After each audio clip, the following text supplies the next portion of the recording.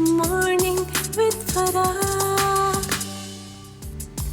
Welcome back. ATV morning आप देख रहे हैं और मैंने आपको आज प्रोग्राम के शुरू में ही बताया है कि मुझे लगता है कि आज हम बहुत सा एंजॉय करने वाले हैं। इससे कि कुछ लोगों से मिलना जो है ना वो बिल्कुल ऐसा होता है जैसे आप अपनी फैमिली से ही मिल रहे हैं।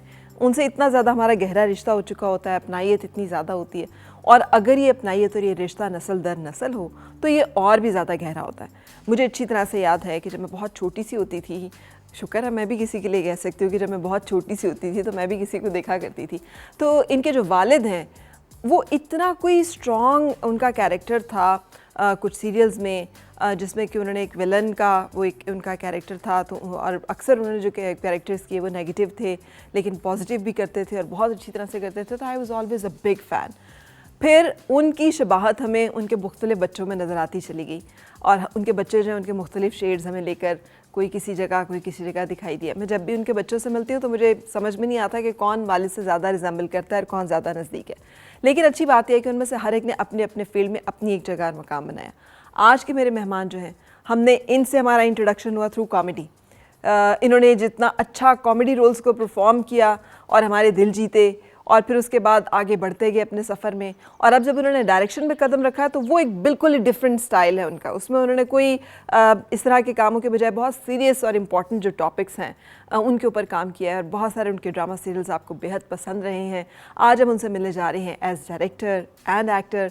मेरे साथ हैं हमारे बहुत टैलेंटेड और बहुत फेवरेट, मैंने जिक्र जिनका किया था वो फरीद नवाज़ बलोच, जिनको मैं बहुत एडमायर करती थी, और उन्हीं के बेटे हैं दानिश नवाज़।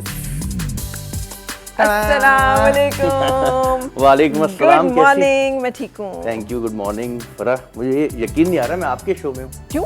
क्योंकि मुझे आप इतनी ज़्यादा पसंद है एज होस्ट, और मैंने आपको जब भी देखा है, बड़ा आपका जो शो होता है उसमें मैसेज भी होता है बड़े धीमे स्टाइल में, सुकून से, और कोई हल्ला गुल्ला नहीं। और मैं तो आज खुद सोच रहा था यार मैंने आज क्या करना है शो में, सीरियस रहना है या मस्ती करनी है। मुझे आप जैसे हैं हमें वैसे आप चाहिए, माशाल्लाह। सही तो लग रहा हूँ। बहुत खूबसूरत लग रहे हैं। इतना जबरदस्त कलर जैकेट का, ये आपने कहाँ से सिलेक्ट किया? ये सेलेक्ट किया मतलब आउटलेट से किए, लेकिन बात सारी क्या है कि कराची में हमें सर्दियों में भी जैकेट्स पहनने को बहुत कम मिलता है, लेकिन यहाँ पे तो स्वेटर जैकेट पहनने का एक अपना ही मजा है। हाँ, लेकिन इतना खूबसूरत है शहर आपका इस्लामाबाद। अच्छा है ना? आप इस्लामाबाद से हैं ना? मैं तो पैदा ही इस्लामाबाद में हुई थी। कितनी हसीन जगह है। ऐसा लग रहा था मैं ना अभी शूटिंग पे जा रहा था, तो शूटिंग पे ना जैसे असिस्टेंट फोन करते ना सर यूं यूं यूं, मैंने बोला रखो फोन यार, पहाड़ नजर आ रहे हैं। फिर मैंने एक अच्छा सा गाना लगाया और फिर ऐसे ऐसे गया, तो असिस्टेंट सोचा था दानिश भाई आएंगे डांटेंगे, लेकिन मैं उतरते मैंने उसको गले लगाया। मैंने अबे सब होता है, कोई टेंशन नहीं है यार, चल काम करते हैं। जबरदस्त जबरदस्त। ऐसा डायरेक्टर हो तो फिर तो सेट का माहौल बड़ा उम्दा रहता हो। मेरा बहुत एक सिंपल फॉर्मूला है।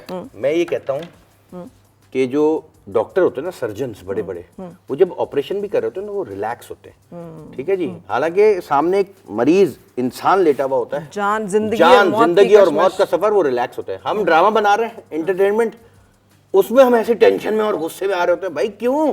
क्यों? रिलैक्स यार। ग्रेट। so, मेरा ख्याल है एज एक्टर जो सीखा है वो अब एज डायरेक्टर आप उसको रिफ्लेक्ट करें। क्योंकि मैं जब एक्टिंग करता था ना, तो होता ये था कि मैं देखता था डायरेक्टर बहुत प्रेशर, शो, डांट डपट, और मेरे अब्बू अक्सर कहते थे कि आप गाड़ी के ऊपर बात कर रही थी ना, अब्बू कहते थे कि तुम जितनी भी स्पीड में गाड़ी चलाओगे ना, अगले सिग्नल पे जो स्लो आ रहा होगा ना वो साथ आगे खड़ा हो जाएगा। क्योंकि आप स्पीड से जा रहे हैं करके, और सिग्नल पे आप रुके, पीछे जो स्लो आ रहा था ना वो आपके साथ आगे खड़ा हो जाएगा। तो भाई रिलैक्स पहुंचो, टाइम पे ही पहुंचोगे। Very good. तशरीफ रखें।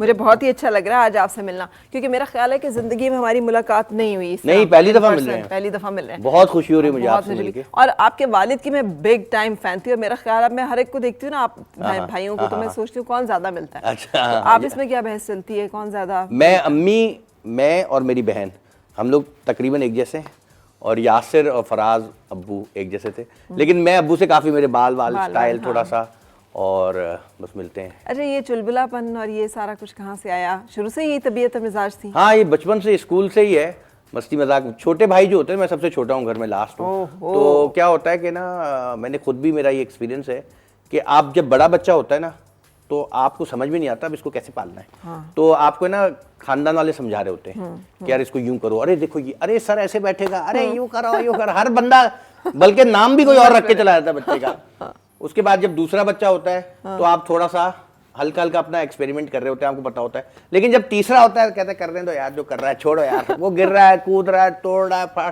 क्योंकि उस वक्त तक आप समझ चुके होते हैं कि बच्चा ऐसे होता है। मैं अक्सर देखता हूँ पेरेंट जो होता है ना, वो 35-40 साल के होते हैं और बच्चा 4 साल का होता है और उसको 40 साल वाली नसीहतें कर रहा होता है। हाँ। भाई वो तो 4 साल का है यार, उसको क्या नसीहतें कर रहे हो, उसके लेवल पे आओ। हाँ। तो ये है कि तो इसलिए मैं जो छोटा बच्चा होता है ना, जैसे मैं था, किसी चीज पे रोका ही नहीं, हर चीज करते रहे, मस्तियां करते रहे, तो ये एनर्जी रही।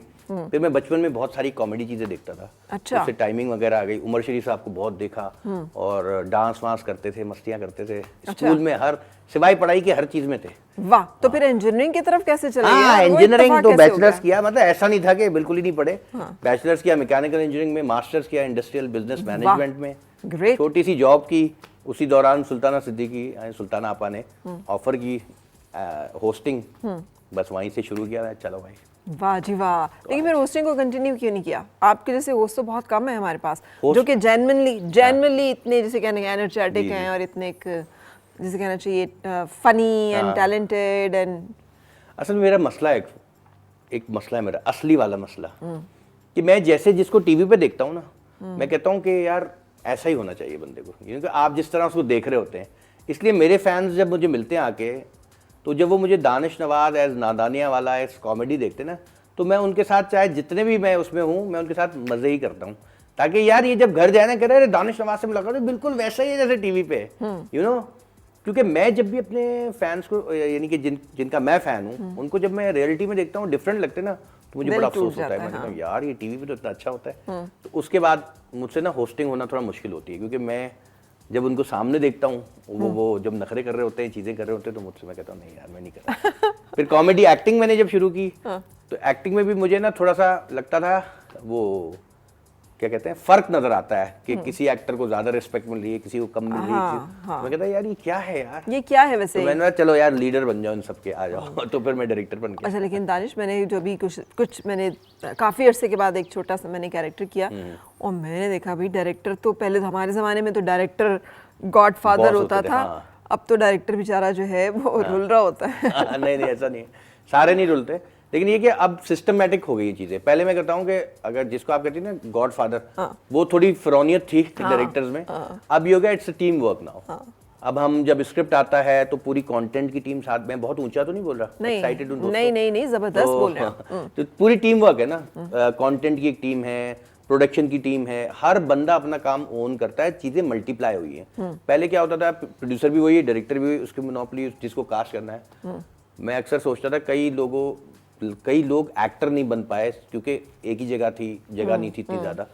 लेकिन अब वो हमसे बदले लेते हैं जब डिफरेंट जगहों पे बैठे हुए ना, कि हाँ आजा बेटा मैं भी एक्टर बनने आया था, बन नहीं पाया। तो अब चूंकि इतनी सारी चीजें आ गई, अब तो ऑडिशंस की भी जरूरत नहीं है ना। अब तो आपको पता है कि इंस्टाग्राम है, यूट्यूब है, तो अब आपको टैलेंट मिलता रहता है, तो चीजें इजी हो गई हैं। ठीक है। अच्छा, एक सीरीज सी बात, डिस्कशन ज्यादा हो गई है डायरेक्टर के साथ। अच्छा, अब हम ज्यादा एक्टर के साथ बैठ के, क्योंकि एक्टर भी पढ़ा लिखा आ रहा है, वो भी कहीं से पढ़ के आ रहे हैं, उनके पास भी समझ बूझ है, बुक्स पढ़ी हुई हैं, किताबें पढ़ी हुई हैं, तो उनके साथ डील करने में ना अच्छा लगता है। इट्स अ टीम वर्क ना। लेकिन वो टेंट्रम्स वाली बात मैं कर रही थी ना, कि टेंट्रम्स तो बहुत हो गए हैं आजकल। मतलब जब हम लोगों ने शुरू किया था, सोच भी नहीं सकते थे कि आप कोई ये भी कह सकते हैं मैंने ये नहीं खाना, मैंने वो खाना है, मुझे वो ब्लैक मंगवा के दें, और वो आएगा तो फिर मैं काम करूंगी, वरना मैं तो काम नहीं कर रही हूँ। आई थिंक बेस्ट है, ये होना चाहिए। देखें, एक ड्रामा जब बनता है ना, तो वो पहले नॉर्मल टाइम पे चलता है, फिर रिपीट चलता है, फिर 4 साल बाद चलता है, फिर यूट्यूब पे चलता है, फिर इंटरनेशनली बिकता है। हाँ जी। अगर जो एक्टर, अगर वो उसकी थोड़ी बहुत डिमांड्स हैं तो कर दे पूरी यार, क्या है। वाह वाह वाह। लेकिन मैं कहता हूँ सबकी होनी चाहिए, हाँ। लेकिन अपना नाम और काम ऐसा बनाए कि सामने वाला मजबूर हो जाए आपकी डिमांड पूरी करने के लिए। वाह, क्या बात है। सो ये जो नाम एंड काम है, ये जब आप कर रहे होते हैं, तो जैसे आपने कहा आप अपनी मर्जी से कास्टिंग करते हैं और आप अपनी मर्जी से सारा कुछ करते हैं। अच्छा, उसमें मशवरा लेते हैं कि कोई कह रहा है इसको ले लें, उसको ले लें? नहीं, देखें टीम वर्क होता है। ठीक है। एक तो एक एक्टर्स हमारे पास कम है, ठीक है, और क्या होता है कि जब हम स्क्रिप्ट पढ़ रहे होते हैं तो खुद ही नजर आ रहे होते हैं कि कौन कौन सा एक्टर ये कर सकता है, तो फिर उसी हिसाब से कास्टिंग करते हैं। फिर कोशिश ये होती है कि अभी मेरा एक सीरियल था दोबारा, उसमें नुमान एजाज थे, जो मैंने हदीका के हस्बैंड दिखाए थे फर्स्ट, ठीक, सॉरी कैरेक्टर का नाम लेना चाहिए, लेकिन ठीक है, मेहरू नाम था उनका। अच्छा फिर फिर मैंने बिल्कुल फाइट करके उनसे रिक्वेस्ट कर करके सर ये आपका ही कैरेक्टर है, ये कोई और नजर ही नहीं आ रहा, तो मान जाते हैं अक्सर, क्योंकि एक्टर को भी अच्छे कैरेक्टर चाहिए होते हैं। एग्जैक्टली कि यार उसमें मैं कुछ कर तो सकूं। हाँ। और फिर मैं एक बात अपने एक्टर्स को कहता हूँ कि देखो ये ड्रामा ये नहीं कि चल के खत्म आज अब ये ड्रामा चलेगा, यूट्यूब पे लगेगा। जब तुम दादी बन जाओगी ना तब दिखाओगे यार बेटा देखो मेरे ड्रामे, तब तुम्हारे पोते हुई अम्मी ये दादी ये कैसा काम किया आपने उनके लिए करो। हाँ। तो जरा स्ट्रॉन्ग काम करो। कुछ ड्रामे ऐसे होते हैं जो आते हैं, बेस्ट होते हैं, पसंद आते हैं और चले जाते हैं। कुछ ड्रामे ऐसे होते हैं जो आते हैं, समझ में नहीं आते, कुछ सालों बाद देखते हैं, आप कहते हैं यार क्या काम था यार, तो ऐसा ड्रामा बनाना चाहिए जो हमेशा रहे, जो आज भी हम याद रखते हैं। धूप किनारे, तन्हाइयां, अनकही, आज भी हम रेफरेंस देते हैं। आपके वालिद के जो ड्रामे थे वो जंगल और दीवारें, ये कितने जबरदस्त सीरियल्स थे, और क्या उनकी परफॉर्मेंस थी और क्या उनकी आंखें थी। इनफैक्ट लास्ट काम अब्बू का था हवाएं सीरियल। वो बहुत ही उम्दा काम था। अब वो लोग देखे ना, वो फोकस होके काम करते थे, ना पैसों के पीछे भागना ना क्या, लेकिन भागना चाहिए क्योंकि आपने फिर अच्छा ये कितना सफर किया एक्टर के बच्चा होना जो है, ये कितना का आसान था, क्योंकि उस जमाने में तो एक्टिंग जो करते थे वो फुल टाइम तो कर ही नहीं सकते थे, और अगर करते थे तो फिर बड़ा मुश्किल होता था, जो काम मिलता ही नहीं था। प्रोड्यूसर तो अन्नदाता थे ना जिसे कहते हैं। अब्बा जो थे ना, अब्बू हमारे अल्हम्दुलिल्लाह गवर्नमेंट ऑफिसर थे ट्रेडिंग कॉर्पोरेशन ऑफ पाकिस्तान में, प्लस खानदानी जायदाद भी थी। अच्छा मेरे जो परदादा थे वो डिप्टी कलेक्टर थे ब्रिटिश गवर्नमेंट में। अच्छा। और फिर अब्बू एक्टिंग भी साइड में करते ग्रेट, थे। वाह। तो अल्हम्दुलिल्लाह एजुकेशन से यानी काफ़ी था। मेरी जो बड़ी पुप्पी थी आपा मरियम नोहानी, वो डायरेक्टर एजुकेशन कॉलेजेस थी। मेरी छोटी पुप्पी वो प्रिंसिपल एजुकेशन, ये यानी कि सारा इस तरह सिलसिला था। तो अब्बू हल्का फुल्का आए ताया थे हमारे एक्टिंग में। अब्बू बताते हैं कि हैदराबाद में शूटिंग थी एक फिल्म की, तो अब्बू गए थे ताया के साथ, तो फिल्म का कोई शॉट था, तो अब्बू बैठे थे वहाँ पे, तो उन्होंने बोला यार तुम भी आ जाओ बैठ जाओ। वहाँ पे अब्बू बैठे, फिर अब्दुल करीम बलोच साहब उन्होंने फिर अब्बू को चांस दिया, फिर इस तरह वो आए। ठीक है।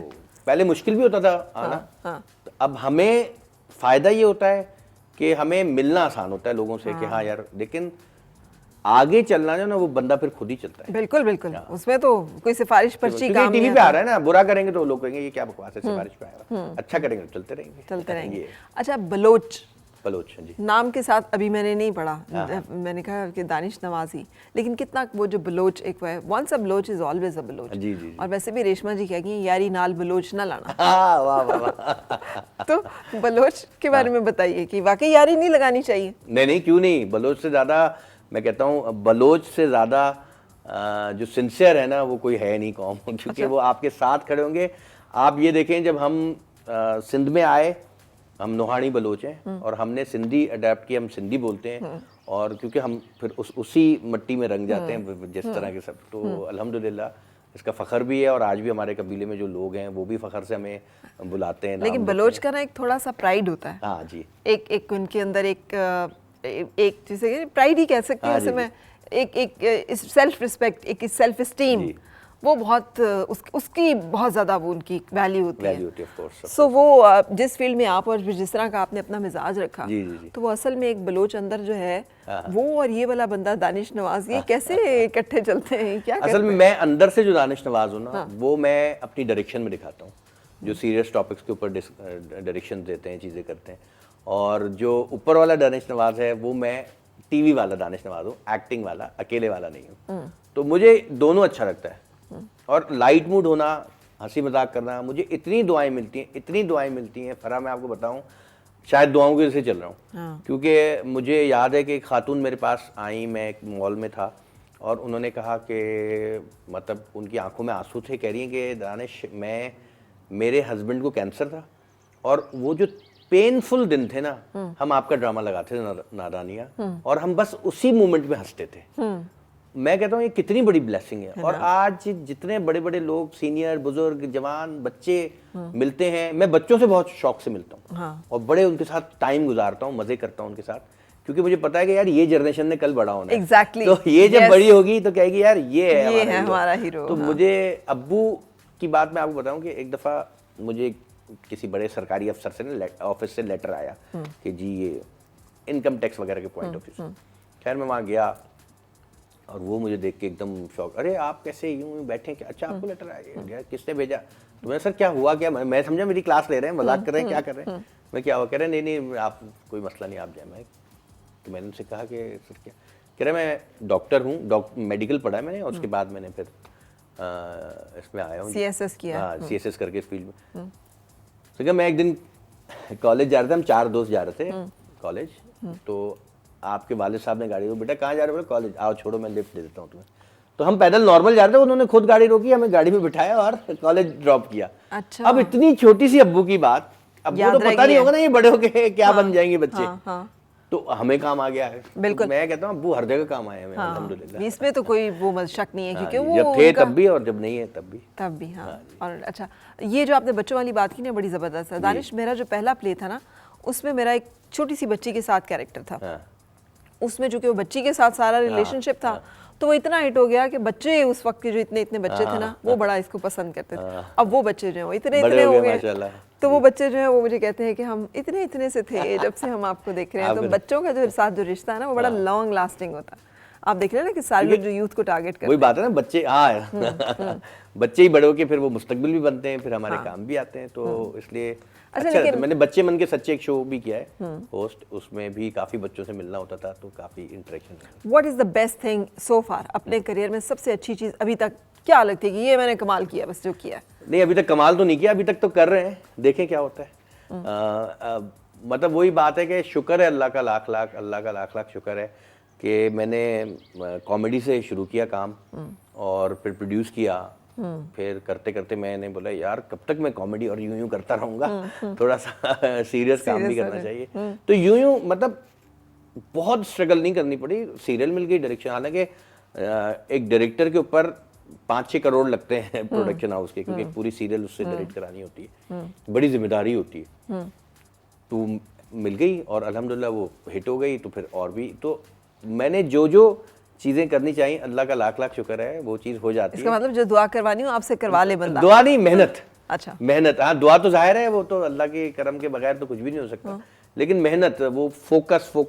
मैं ये कहता हूँ अगर जिंदगी में कुछ भी पाना है ना, उसके लिए आपको फोकस करना। तो इतना फोकस जो है वो मीडिया में जो किया, तो वो इंजीनियरिंग का क्या कसूर था कि जिसकी कोई डिग्री की और पता नहीं वो उसको छोड़ा और फिर नहीं किया और नौकरी की और वगैरह वगैरह? नहीं, सब कुछ किया इंजीनियरिंग में भी। इंजीनियरिंग में ये हुआ कि जब देखिए हमारे यहाँ इंजीनियरिंग का बिल्कुल ही गलत मकसद चला गया है।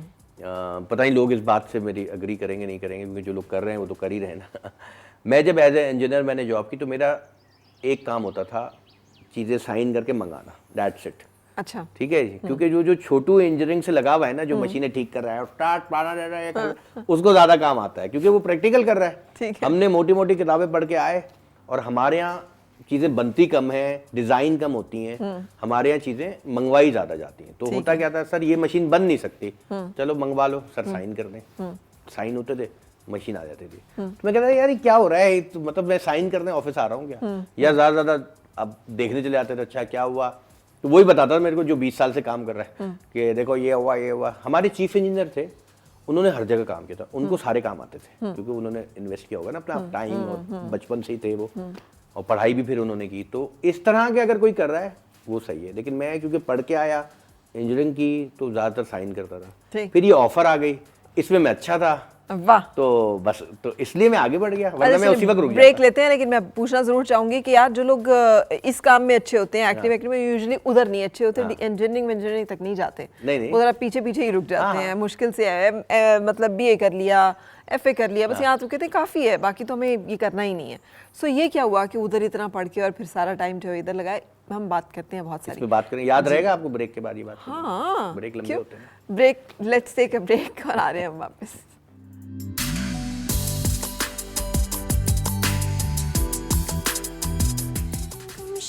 जो खुशियाँ सारी वो ढूंढ लाए, आओ फिर से मुस्कुराए, मॉर्निंग विद फराह।